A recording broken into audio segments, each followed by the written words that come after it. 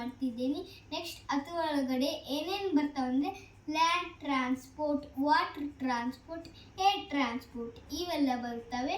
Next land transport ಒಳಗಡೆ train, car, jeep, bus ಬರುತ್ತವೆ.